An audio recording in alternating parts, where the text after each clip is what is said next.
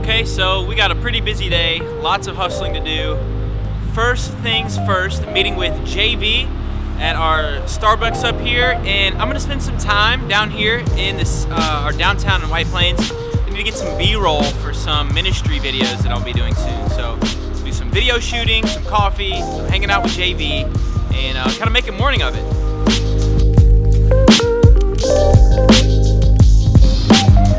Yeah, so summer's over and this wind and cold straight up sucks. But it's almost Christmas. Who doesn't love Christmas, right? Coffee? What's up, everybody? John Vincent? Simon. Having a good time? Oh, here we go. Ugh, we're officially in cold season. The wind's blowing. Just cold out there. It's the first time this year I walked outside since summer and was just like, ugh. It's kind of nasty out, man. It's cold. I hate the cold. Bummer.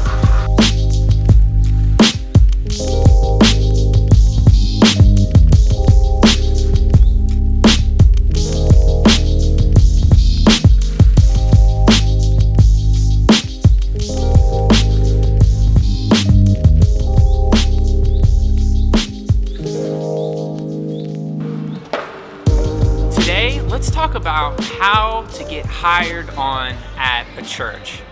How do I actually do it? The process seems super convoluted, and sometimes we, bury the process deep in spiritual language or, spiritual stuff, but it's actually a pretty straightforward process. And so maybe today we can take some of the weirdness and the spooky spiritual stuff away. And maybe you or someone you know is just interested in getting involved in ministry and how do I make money doing it? Let's talk about it today. How do I get hired on at a church?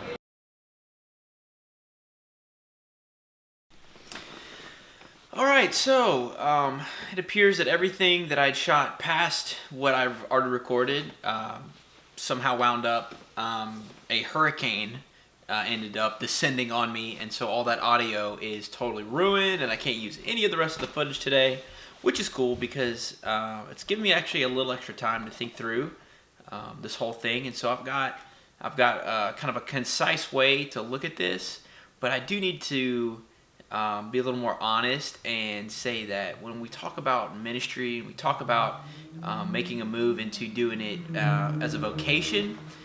You might be a way to make money. You might be full-time doing it, but you really can't look at ministry like a job.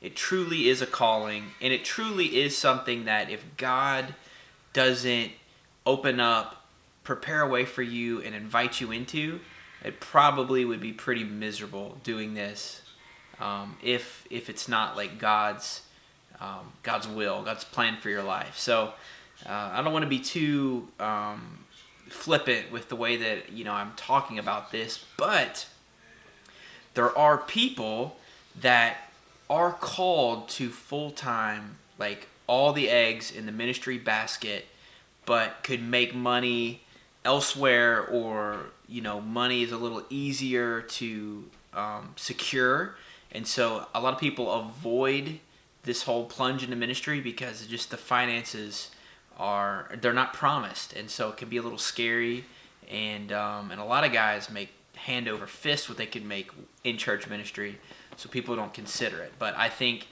full-time church ministry is an incredibly important thing, and so I know that there are people that really would love to get into it, and maybe I can kind of walk, like I said earlier, just kind of make this a little less spooky spiritual and just get right into it. So obviously I talked about how ministry isn't a job, it's not a job, it's a calling, and it's something that only God can call you into. I can't call you into it, another pastor can't call you into it. It has to be God that brings you into this, calls you into this, and that's not to make guys like me who are doing it feel super spiritual or whatever, but I really do believe that it is that it's a God thing. It's totally a God thing, just like everything else. So it doesn't have to be crazy spiritual, but so once you feel called to do it, the very first thing that I would say to get you, moving in this direction is you got to let people know. I know it doesn't seem spiritual to be ambitious to get into ministry, but you really don't do yourself any favors by just hiding it that this is something you feel called to do, right? We don't want to be self-promoters. We don't want to like kick doors down, but I see so many people with a genuine call and passion to do this, but they don't tell anybody and they don't let anybody know.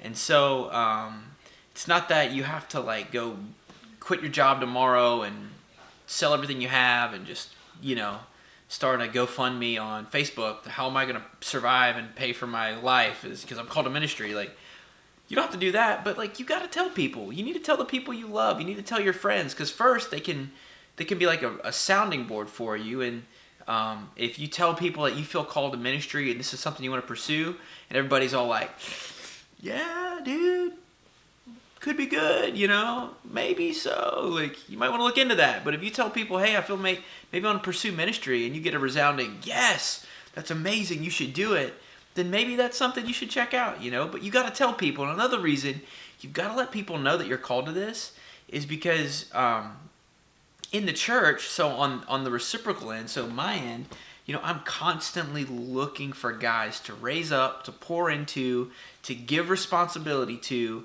and ultimately to set up to do what I'm doing or what they're doing. But like I'm always looking to give ministry away.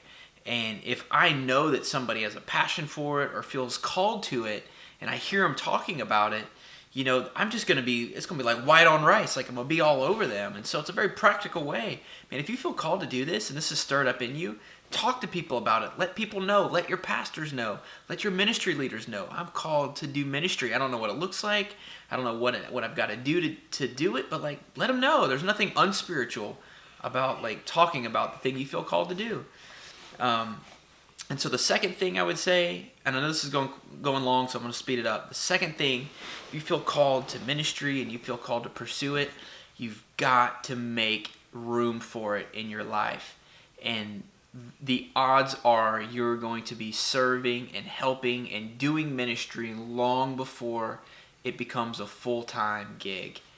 And I'm not saying that you've got to put, 10 years in. I know that my senior pastor right now, Pastor Jason, I think he said he like worked for like 8 years or something for free.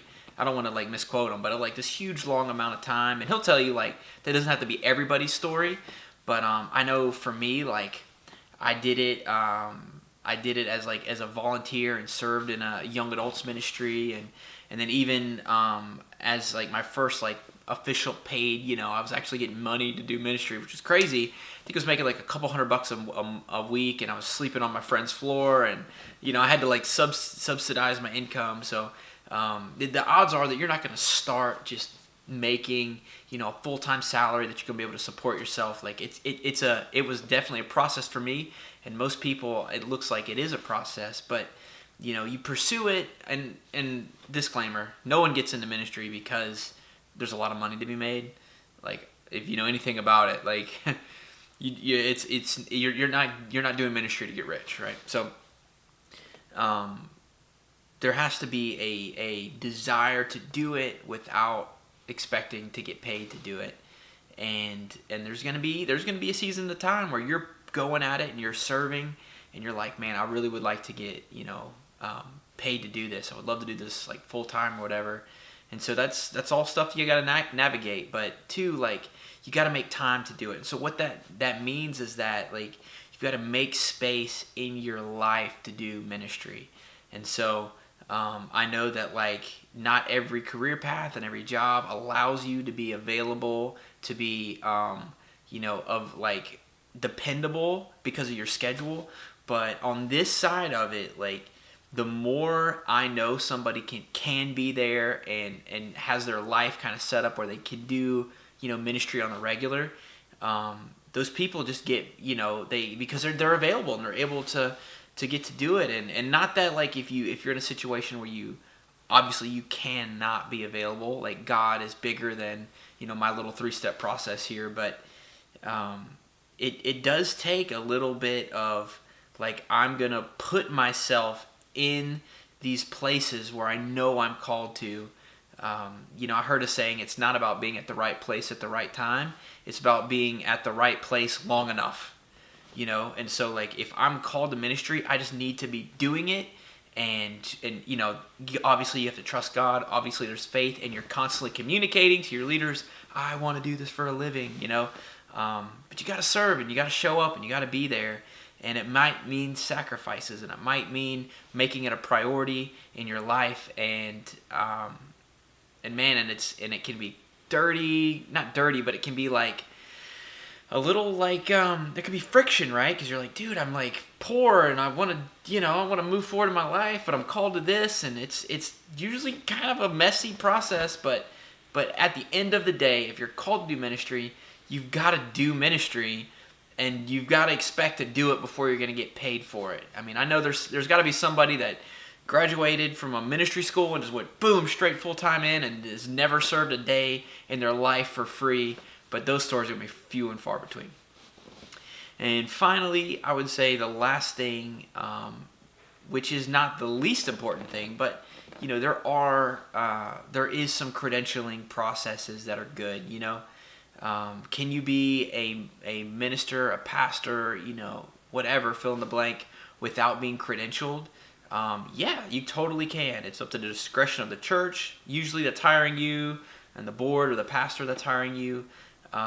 But I will say, being accountable to a authority figure in your life when it comes to ministry, it just speaks so much to somebody like me, or to somebody that's might be sitting across the table from you, talking to you about coming on the team. If they know that you are walking into this process with like built-in accountability, because that's really what credentialing is. Like, it's built-in accountability. It's built-in relationship where, maybe someone doesn't know me entirely, but they know the organization that I'm affiliated with, and they know that like if there's any funny business, like there's checks and balances in my life built in. So when I show up, like I come with the stamp of approval on this, organization. And for mine, it's the Assemblies of God. Are they perfect? Absolutely, they're the most perfect organization. And obviously, there's so much that's in this conversation that I'm leaving out. Feel free to, make mention, comment on this video about things that are important. Wow, this video got super long. Thanks for hanging out all this way. But I think ministry is such an amazing, important thing that somebody can give their life to. I look at the church, and I look at culture, and I look at, everyone that I've ever known and stuff, and I just go like, it would be incredible to see more young people get really serious about working, in a church.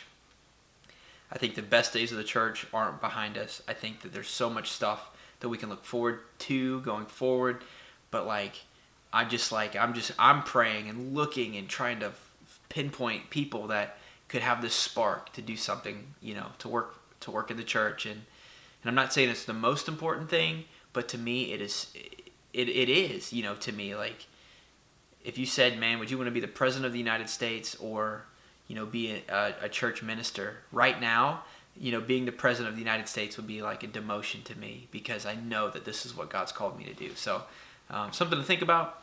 Anyway, that's it for today. Thanks for watching this video, and I'll see you tomorrow.